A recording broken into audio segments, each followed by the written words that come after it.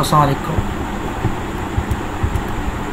बेटा आप लोग जानते हैं कि जैसे कि हमने लास्ट लेक्चर में इस कोर्स की आउटलाइन डिस्कस की थी कि हम इस कोर्स में क्या क्या करेंगे। आज हम इस कोर्स को बाकायदा स्टार्ट करते हैं और अपने कोर्स को जो हम स्टार्ट करेंगे वो आज टॉपिक स्टार्ट करेंगे कंप्यूटर से। आज के लेक्चर में हम डिस्कस करेंगे कि कंप्यूटर है क्या चीज़ और हमें आज के दौर में कंप्यूटर की ज़रूरत क्यों है, यानी कि कैरेक्टरिस्टिक्स ऑफ कंप्यूटर। तो आइए सबसे पहले स्टार्ट करते हैं व्हाट इज़ कंप्यूटर। अगर हम कंप्यूटर की बात करें तो कंप्यूटर की बेशुमार डेफिनेशंस हैं जो डिफरेंट ऑथर्स अपने डिफरेंट वर्ड्स में लिखते हैं। यू कैन आल्सो, आप लोग भी डेफिनेशंस को अपने वर्ड्स में लिख सकते हैं, लेकिन चंद एक चीज़ें जो कि आपको कंप्यूटर के हवाले से मालूम होना ज़रूरी है। अगर हम बात करें जो सबसे बेसिक डेफिनेशन है कि कंप्यूटर एक इलेक्ट्रॉनिक मशीन है जो हमारे मुख्तलिफ प्रॉब्लम्स को हल करती है हमारी हदायत, हमारी इंस्ट्रक्शन के मुताबिक। अगर हम इसको मज़ीद थोड़ा सा डेफिनेशन को रिफ़ाइन करें या थोड़ा सा टेक्निकल वे में जाएं तो हम कहते हैं कि कंप्यूटर एक ऐसी मशीन है जो हमसे डाटा लेती है। अब डाटा से मुराद डिफरेंट चीज़ें हैं, वो आपका टेक्स्ट भी हो सकता है, वो आपका नंबर भी हो सकता है, वो आपकी ऑडियो भी हो सकती है, वो कुछ भी हो सकता है। सिंपल सी चीज़ अगर कहें, जो चीज़ आप कंप्यूटर को दे रहे हैं, कंप्यूटर उस चीज़ को एज ए डाटा अज्यूम करता है। अब डाटा देने के बाद कंप्यूटर उस डाटा जब लेता है तो उस डाटे को प्रोसेस करता है। अब प्रोसेस से मुराद क्या है? अगर हम बात करें प्रोसेस तो उसमें कैलकुलेशन और डिफरेंट ऑपरेशंस आ सकते हैं। जब उस ऑपरेशंस को अप्लाई करता है तो उसे कन्वर्ट कर देता है इंफॉर्मेशन में। जैसे कि अगर हम बात करें 2+2, नाउ 2 और 2 बोथ आर डाटा। अब जाहिर है इसका जवाब फ़ौरन बोलेंगे 4। अब 4 क्या है? इंफॉर्मेशन है, जो मुझे जवाब मिला, आंसर मिला। Similarly, accept data, process data into useful information and store it for later use. अब store it से आप समझ गए होंगे कि उस चीज़ को महफूज करना ताकि अब आपकी ज़रूरत वो चीज़ आपके काम आ सके। तो ये भी एक डेफिनेशन है कि कंप्यूटर हमसे डाटा लेता है, उसको प्रोसेस करता है, उसे इंफॉर्मेशन में ले आता है और फिर उसे महफूज करता है कि हम बाद में उसको यूज़ कर सकें। इस तरह हम ये भी कह सकते हैं कंप्यूटर एक जनरल पर्पज़ मशीन है जिसको लोग प्रोग्राम करते हैं डिवाइसेस को अपने पर्पस के लिए, अपने मकसद के लिए। अब इसमें कंप्यूटर के अंदर मैं पहले बात कर चुका हूँ कि कंप्यूटर के अंदर जो सलाहियत है वो कैलकुलेशंस, स्टोरिंग, प्रोसेसिंग की हम ऑलरेडी पहले बात ऊपर भी कर चुके हैं। तो सिमिलरली कंप्यूटर एक जनरल पर्पस मशीन है जो हमारे मुख्तलिफ मसाइल्स को हल करती है। अब आपके जहन में सवाल ये उठ रहा होगा कि जब मैंने वर्ड यूज़ किया जनरल पर्पस, जनरल पर्पस से आप बात अंडरस्टैंड कर रहे होंगे जैसे कि आप यूज़ करते हैं वॉशिंग मशीन, डीवीडी प्लेयर। अब वॉशिंग मशीन जो है वो सिर्फ एक ख़ास काम करती है। सिमिलरली डीवीडी प्लेयर, इस तरह अगर आप फ़ैन की बात करें वो भी एक पार्टिकुलर काम करता है। लेकिन अगर हम बात करें कंप्यूटर की तरफ आएँ तो कंप्यूटर, मैंने कहा कंप्यूटर एक जनरल पर्पस मुराद आप इस पर मुख्तलिफ काम कर सकते हैं। आप लाइक टाइप राइटर कर सकते पर यूज़ कर सकते हैं, वीडियो एडिटिंग तो पर यूज़ कर सकते हैं, इसको अकाउंट्स में यूज़ कर सकते हैं, जैसे मोबाइल फ़ोन यूज़ करते हैं, address book, database, DVD, CD player and many more. अब बेशुमार काम कर सकते हैं कंप्यूटर से। दैट्स व्हाई कंप्यूटर कहते हैं computer is a general purpose machine. General purpose क्यों है? कि आप इसको हर कोई अपने काम के लिए मुख्तलिफ मकसद इसको यूज़ करता है।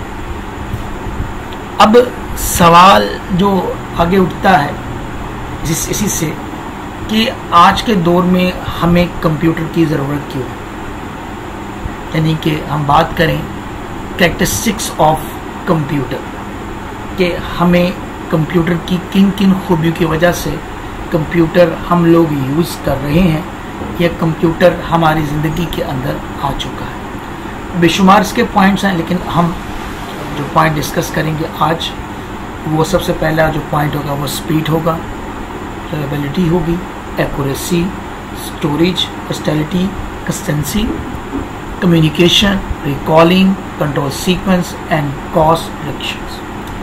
ये वो कैरेक्टरिस्टिक्स हैं जो कि कॉमनली हर शोबे में या हर इंसान के लिए इम्पोर्टेंस रखती है। तो आइए अब इनकी बारी बारी इन सब की हम डिटेल को डिस्कस करने की कोशिश करते हैं। हम बात करें सबसे पहले कंप्यूटर की पहली खसूसियत की, इसका नाम है स्पीड। आप इसकी नाम से समझ गए होंगे कि कंप्यूटर जो है वो आपके डेटा को बहुत जल्द, बहुत फास्ट आपके डेटा को प्रोसेस करता है। अब प्रोसेस से मुराद आपको मैं पीछे बता चुका हूँ, लेकिन फिर हम एक छोटी सी एग्जांपल लेते हैं। For example 2 multiply by 2, again आप सब लोग फ़ौरन इसका जवाब दे देंगे, लेकिन जो ही मैं आपसे एक और क्वेश्चन पूछूं सिंपल सा कि 3.67 मल्टीप्लाई बाय 8.765, तो डेफिनेटली आपको इस मल्टीप्लिकेशन को हल करने में यकीनन 1 या 2 मिनट लगेगा, और माशाल्लाह उम्मीद करता हूँ उसके बाद भी आपका जवाब गलत ही आएगा। लिहाजा अगर हम यही बात करें आपके कैलकुलेटर की, तो आप लोग जानते हैं जो ही आप कैलकुलेटर में ये कीमत इंटर करेंगे और साथ ही इक्वल का बटन प्रेस करेंगे तो आपको फ़ौरन इसका जवाब मिल जाएगा। तो कंप्यूटर की जो पहली खसूसियत है, कंप्यूटर इंसान से तेज़ काम करता है। ये मिलियंस और बिलियंस इंस्ट्रक्शंस को विद इन अ सेकेंड आपको हल करके दे देता है।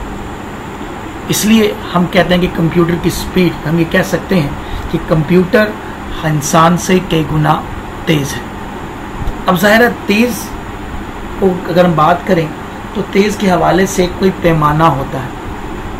सिमिलरली हम कंप्यूटर की स्पीड्स को मेजर करते हैं एक ख़ास स्केल्स के ऊपर, जिसे हम कहते हैं मेगाहर्ट्ज़ एंड गीगाहर्ट्ज़। अब मेगाहर्ट्ज़ अगेन एक यूनिट है जो कि फिजिक्स में भी इस्तेमाल होता है, लेकिन अगर हम यहाँ अंडरस्टैंडिंग के लिए डिस्कस करें तो अब ये कह सकते हैं कि it's a millions of instructions in a 1 second. मतलब एक कंप्यूटर फॉर एग्जांपल 1 सेकेंड में, अगर हम कहते हैं कि मेगाहर्ट्ज़, तो it's mean that computer 1 second में मिलियंस इंस्ट्रक्शंस यानी कि मिलियंस काम कर देता है। गीगाहर्ट्ज़ मीन आप कह सकते हैं बिलियंस इंस्ट्रक्शंस 1 सेकेंड में कर देता है। आप इस तरह इसकी मिसाल को और आसान अल्फाज में ले सकते हैं कि एक शख्स एक काम 1 सेकेंड में 10 काम करता है, एक शख्स 1 सेकेंड में 40 काम करता है। तो ज़ाहिर है आपके नज़दीक जो शख्स ज़्यादा काम कर रहा है उसको शख्स ज़्यादा तेज़ है। सिमिलरली जितना ज़्यादा मेगाहर्ट्ज़ बढ़ेंगे उसी तरह कंप्यूटर की स्पीड्स, उसकी परफॉर्मेंस बढ़ती जाएगी। सिमिलरली गीगाहर्ट्ज़ भी। अब आपके ज़हन में ये भी सवाल उठ रहा होगा कि सर मेगाहर्ट्ज़ में से बड़ा कौन सा है? डेफिनेटली गीगाहर्ट्ज़ बड़ा है क्योंकि वो बिलियंस इंस्ट्रक्शंस काम करता है। ये है पहले बड़ा हमारा पॉइंट, स्पीड।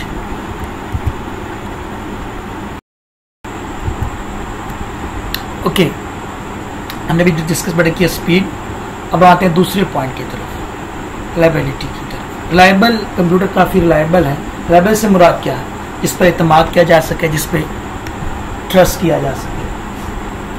हम बात करें कि जैसे कि अब आजकल आप लोग मोबाइल फ़ोन यूज़ करते हैं या और भी इलेक्ट्रॉनिक गैजेट्स यूज़ करते हैं, तो आप सब लोग जानते हैं कि अगर आपको ये पता चल जाए कि सेल फ़ोन बहुत जल्द ख़राब हो जाता है तो आप सेल फ़ोन परचेज़ या यूज़ करना छोड़ देंगे।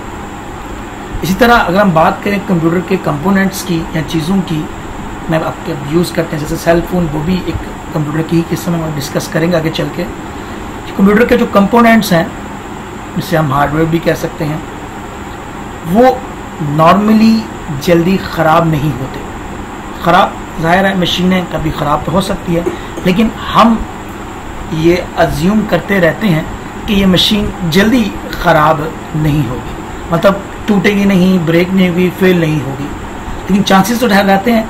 लेकिन फिर भी हम उस पर एतमाद करते हैं कि जो मशीन है हमारी वो काफ़ी हद तक ठीक रहेगी, हमें जल्दी ख़राब होने के चांसेस पे कम होंगे। तो हम कह सकते हैं कि कंप्यूटर एक रिलायबल मशीन है, इस पर एतमाद कर सकते हैं। ज़ाहिर अगर एतमाद करेंगे तो चीज़ आपकी लॉन्ग टर्म इस्तेमाल होगी। हम तीसरी पॉइंट की तरफ चलें तो जो सबसे अहम चीज़ है, जो एज ए कोई भी अगर आप स्टूडेंट हैं तो आपको क्वेश्चंस के हवाले से भी, न्यूमेरिकल्स के हवाले से भी ये चीज़ नोट की होगी। हम जो सबसे अहम चीज़ चाहते हैं वो है एक्यूरेसी। मतलब ये कि कंप्यूटर जो आंसर देता है वो एक्यूरेट देता है, उसमें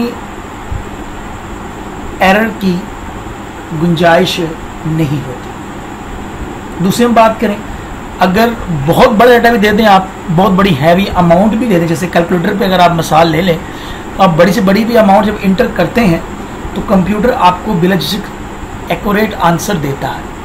हाँ, अगर आपने गलत डाटा इंटर किया तो जाहिर है जवाब भी आपका गलत आता है। उसमें अगेन उसका कसूर नहीं है, उससे जो चीज़ आपसे ली है उसने उसी के मुताबिक आपको जवाब दिया है। अगर आपने गलत डाटा दिया है तो गलत जवाब आएगा। इसे हम ऐसे भी कहते हैं कि इसे हम कहते हैं GIGO, garbage in garbage out. गलत इनपुट दी है, गलत आपने डाटा दिया तो जवाब भी क्या आपको गलत ही मिले, उसमें उसका कसूर नहीं है। अब ये बात कर सकते हैं कि कंप्यूटर आपको जवाब बिल्कुल सही और क्विकली प्रोवाइड करता है, जो कि मैनुअली आप करने बैठें तो आपको करने के बाद भी उस पर शक रहेगा कि क्या मैंने जवाब सही दिया या नहीं। लेकिन आप जानते हैं जब आप कैलकुलेटर यूज़ करते हैं तो आप उसके जवाब पर बिल्कुल ये मानते हैं कि जवाब बिल्कुल क्या है, वो एक्यूरेट दिया है। इसलिए आप फ़ौरन वो जवाब अपने टीचर या दोस्त से शेयर करते हैं कि जो आपको मिला वो एक्यूरेट मिला। तो ये कह सकते हैं कि कंप्यूटर जो तीसरी खसूसियत है वो है एक्यूरेसी, एक्यूरेट आंसर देना। आगे अगर हम बात करें नेक्स्ट पॉइंट की, जो कि हमारे लिए बहुत ज़्यादा इम्पोर्टेंट है, वो है स्टोरेज। स्टोरेज आप कहते हैं महफूज करने को। अगर हम बात करें कंप्यूटर की सबसे बड़ी खसूसियत में से खसूसियत है वो है स्टोरेज। बात कंप्यूटर में आप बहुत बड़ी मिकदार में डाटे को स्टोर कर सकते हैं परमानेंटली तौर पर। अब परमानेंटली आप अंडरस्टैंड कर रहे होंगे, मुस्तकिल तौर पर। मैंने पीछे भी ये बात की, दोबारा से ये बात करूँगा कि डाटे से मुराद कोई भी चीज़ हो सकती है आपकी। कोई ऑडियो, जैसे आपके मोबाइल में कोई ऑडियोज़, कोई वीडियोज़ पड़ी होंगी। इसके अलावा अगर आप बात करें अपने पढ़ाई के रिलेटेड, आपके बुक्स, आपके नोट्स। अगर आप लाइब्रेरी में चले जाएँ अपने कॉलेज की, तो लाइब्रेरी के अंदर आपको कितनी बुक्स मिल जाएंगी? 1000, 10,000। चलें अगर मान भी लें 20,000 बुक्स हैं, तो उस 20,000 बुक्स के लिए बहुत बड़ी लाइब्रेरी है। अगर वही सारी बुक्स अगर मैंने स्टोर करनी है अपने कंप्यूटर पे, तो आप सोच लें वो बहुत कम जगह ऑक्यूपाई करेगी, MBs में या GB में, तो वो जगह बहुत कम बनती है। आपके मेमोरी कार्ड के अंदर किसी कोने में वो स्टोर होगी और वो बहुत कम मिकदार में आपकी बहुत बड़ी चीज़ बहुत थोड़ी जगह लेते हैं उसमें स्टोर हो जाएगी। और दूसरा आप ये भी नोट कर रहे होंगे कि आपकी स्टोरेज कैपेसिटी जो आजकल कंप्यूटर की है वो डे बाय डे इंक्रीज़ होती जा रही है। अगर आप अपने मोबाइल्स की मेमोरी कार्ड की बात करें तो पहले मेमोरी कार्ड 8 GB के आते थे, फिर 16 GB के। अब उनकी कार्ड का साइज़ वही है फिजिकली, लेकिन उसकी capacity day by day increase हो रही है।